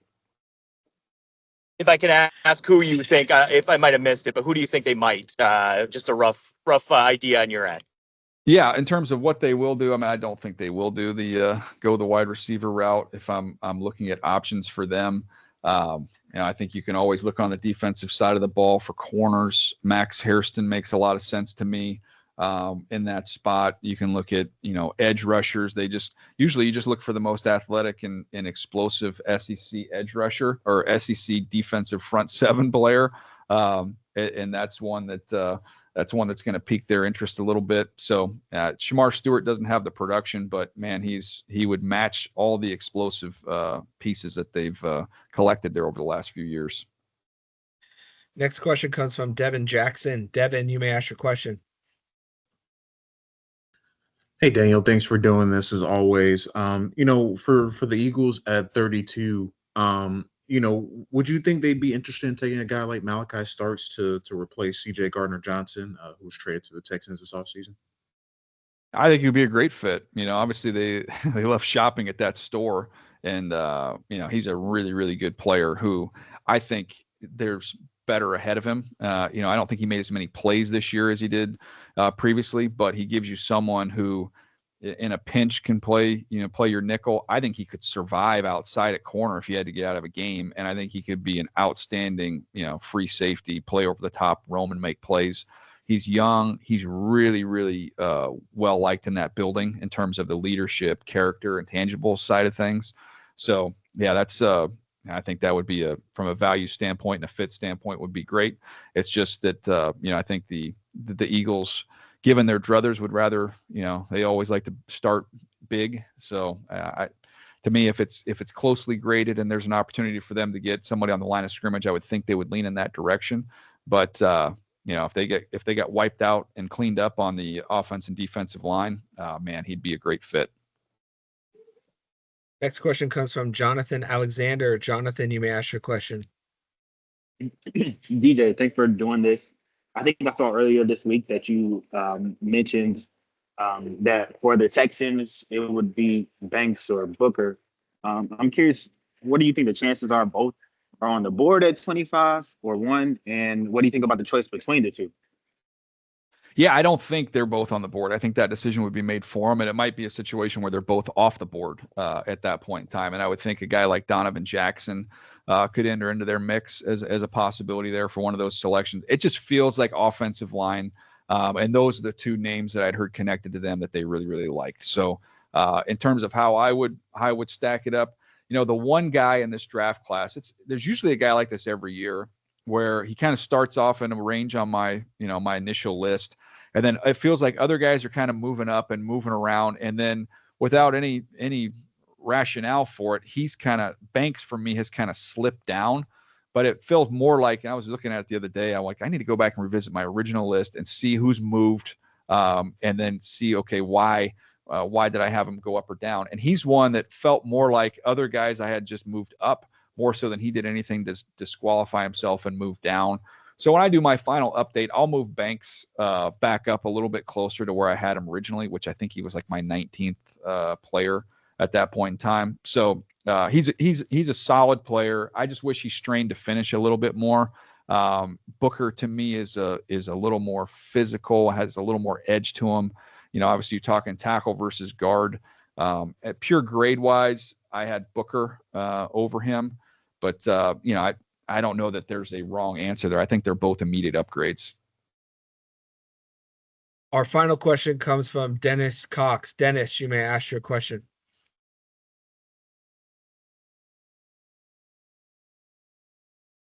Dennis? All right, then that concludes today's call. Thank you, DJ, for the time, and thank you, media, for attending. You guys got me now? Oh, there you are. Oh, you guys.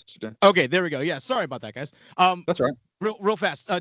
Seeing Jalen Walker, a lot of connections with the Carolina Panthers at number 8. Why is he a good fit in Carolina? And if Jalen Walker's not the pick, who are some other options?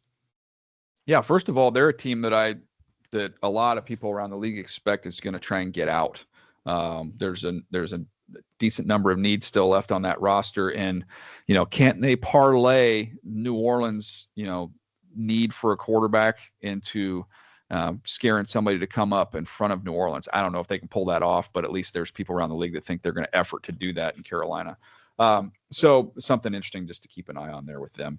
But to me, Walker, when you go into a defense that's dead last and points, yards, rushing yards per game, tied for 29th in sacks, 32nd pressure rate, he helps all those areas. He is an impactful player. You can move him around. He just would add a really explosive element to their defense. I would love to see how they could play him off of Derek Brown, and being able to, let him kind of shoot some gaps that are going to be vacated with all the attention that Derek Brown's going to require. So I think he'd be a fun fit there. Plus, just from like a leadership standpoint, a culture builder, he checks those boxes as well. So that's why I love his fit there. If he's off the board or they decided to go in a different direction, I think you're just trying to find impactful guys on the defensive side of the ball. And that's why I'm just looking at edge rushers, defensive tackles. You could look at corners. How do they feel about the corners in this draft? I'm a Jahdae Barron guy. I love him, and I think he would be a nice athletic, explosive piece as well. So get faster on defense, get more dynamic. They need help everywhere. So that to me is where I would look. Appreciate it. Thanks. Yep. That officially concludes today's call. Thank you, DJ, for the time, and thank you, media, for attending. A recording and transcript of today's call will be made available later today. Please follow at NFL Media for updates. Thank you again, and I hope everyone has a great draft. Thanks, everybody. We'll see you later. Thank you.